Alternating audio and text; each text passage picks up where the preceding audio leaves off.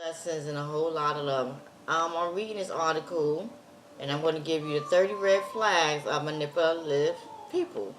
Manipulative people. It was taken from www.psychopathfree.com. Number one, and this is telling you each of these points require introspection and self-awareness, because if you want to spot toxic people, you cannot focus entirely on their behavior.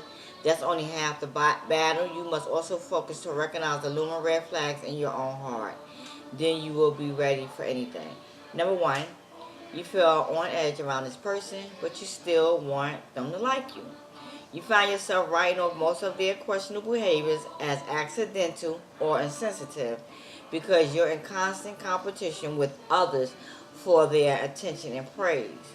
They don't seem to care when you leave their side. They can just as easily move on to the next source of energy. Number two, they withhold attention and undermine your self-esteem. After first hooking you with praise and flattery, they suddenly become reclusive and uninterested. They make you feel desperate and needy, ensuring that you are always the one to initiate contact or physical intimacy. Number three, plasters your Facebook page with compliments, flattery, songs, and poems. They text you dozens, if not hundreds of times per day. You come to rely on this over communication as a source of confidence. Number four, quickly declares you their soulmate. As for some reason you don't find it creepy, they tell you how much they have in common with you. On the first few dates, you do most of the talking. They just can't believe how perfect you are for them. Number five, compare you to everything else in their life. Ex-lovers, friends, family members, and your eventual replacement. When it, wait a minute, compares you to everyone else in their life, ex-lovers, friends, and family members, and your eventual replacement. When idealizing, they make you feel, especially by telling you how much better you are than these people. When devaluing, they use these comparisons to hurt you. Number six, lies and excuses. There is always an excuse for everything, even things that don't require excusing. They make up lies faster than you can question them. They will always blame others. It's never their fault. They spend more time rationalizing their behaviors than improving it.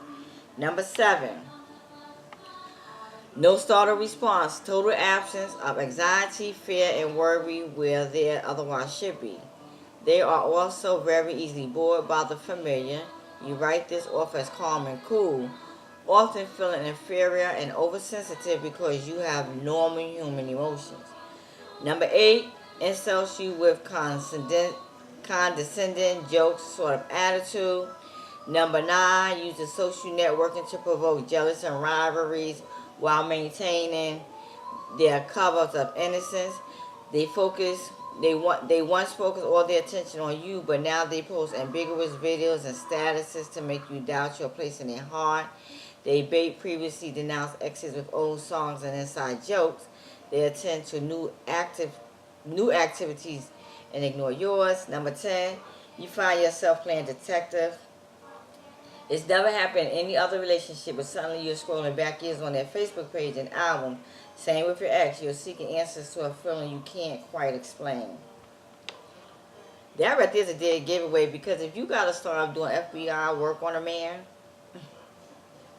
because you feeling in your gut he's doing something, that's a sign right there you don't need to be with him.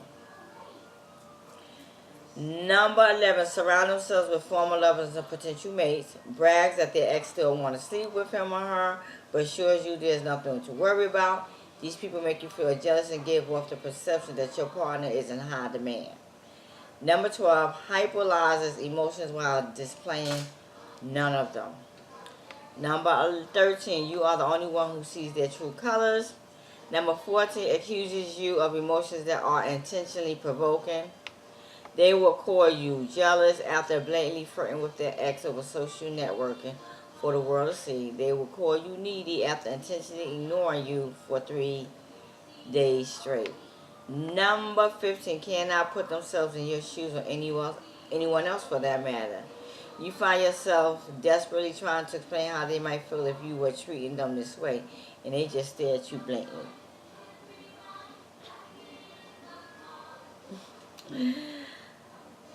Number 16, you are engaged in constant conversations about their ex. You know them by name. You know everything about their relationship, at least your partner's version of events. Yes, your partner's version of events. This ex becomes one of the most frequent topics of discussion in your relationship. That's another red flag. Why are you involved with someone who constantly is talking about their ex, whether it be good or bad? Because just because they're saying something bad about their ex don't mean it to be true. When you involved with someone, the ex should never be part of your conversation. Number 17, you find yourself explaining the basic element of human respect to a full-grown man or woman. Normal people understand the fundamental concepts of honesty and kindness. No adult should need to be told how they are making other people feel. Number 18, focus on your mistakes and ignore their own. Number 19, suddenly and completely bore you. Number 20, the ultimate hypocrite. They have extremely high expectations for fidelity, respect, and duration. After the idealization phase, they will give none of this back to you. They will cheat, lie, insult, and degrade. But you are expected to remain perfect. I was going to say something about that, but I'm going to leave that alone. Sometimes it seems as though they've forgotten who they're supposed to be around you. They adopt different personnels for different people, transforming their entire personality to match various audience. It's always very eerie when they slip and accidentally use the wrong mask for you. You will start to feel that their personality just doesn't seem to add up. And number 22, an unusual amount of crazy people in the past. Any ex-partner or friend who did not come crawling back to them will likely be labeled jealous, bipolar, an alcoholic, or some other nasty smear. They will speak about you the same way to get their next target. Number 23, flatters your deepest insecurities. Number 24, frequently comments about what you're wearing and how you look. They try to arrange you. You become obsessed with your appearance, noticing flaws that likely don't even exist. During and after the relationship, you will spend significantly more time in front of the mirror. Thank you to our member CK Wonderlust for these valuable insights. Number 25, you fear that any fight could be your last. Number 26, obsessed with humiliating, successful, kind, and cheerful people. Number 27, gaslighting. Just did 2 videos on that. Blatantly denies their own manipulative behaviors and ignore evidence when confronted with it. They will become angry if you attempt to disprove their delusions with facts. Number 28, they expect you to read their mind. Number 29, selfishness and a crippling thirst for attention. They drain the energy from you and consume your entire life. Their demand for adoration is insatiable. You thought you were the only one who could make them happy, but now you feel that anyone with a beaten pulse could fit the role. However, the truth is no one can fill the void of a psychopath soul. And number 30, your feelings. After a run-in with a psychopath, you will feel insane, exhausted, drained, shocked, suicidal, and empty. You will tear apart your entire life, spending money, ending friendships, and searching for some sort or reason behind it. These red flags have been updated based on survey responses from more than 1,000 survivors. This includes convert gossiping, arrogance, and much more. Take it from www.psychopathfree.com. Wake up, wake up, wake up, wake up. Wake up. Goddess Hadia.